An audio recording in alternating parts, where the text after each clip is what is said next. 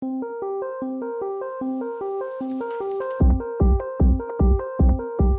the previous video, I created a new data type defined by a struct, and I called it CD. This is the definition here. But unlike standard data types such as char and int, I wasn't able to create new CD variables just by preceding the variable name with the struct name. So this syntax was not permitted. Instead, I had to precede the variable declaration with the keyword struct like this. Now, in fact, there is a way of creating new types that allow the declaration of variables using the same syntax that you'd use for standard types. Let me just turn to my code in sample program 02_typedefs.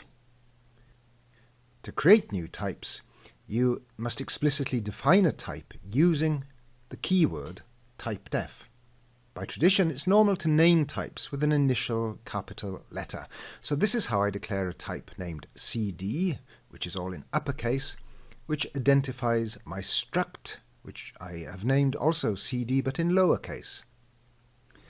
Now let me just comment this out, because I want to show you an alternative way of accomplishing this. Now you can combine the typedef with the struct declaration, as I've done here, where the typedef name is placed after the closing curly bracket. So having done this, how do I now go about creating CD variables? Well, let's look at an example. Down here was my CD variable. Remember, this was how I did it previously. But now that I've used typedef to create a CD, capital C, capital D type, I can use this syntax. And I can also declare arrays of CD records. And remember, this is how I did it previously, but with my typedef CD, capital C, capital D, I can declare an array of CD records like this with this simpler syntax. Now you can also typedef standard types such as int or char. In principle, when you do that, you can provide a sort of an alias for the interests, I suppose, of readability in your code.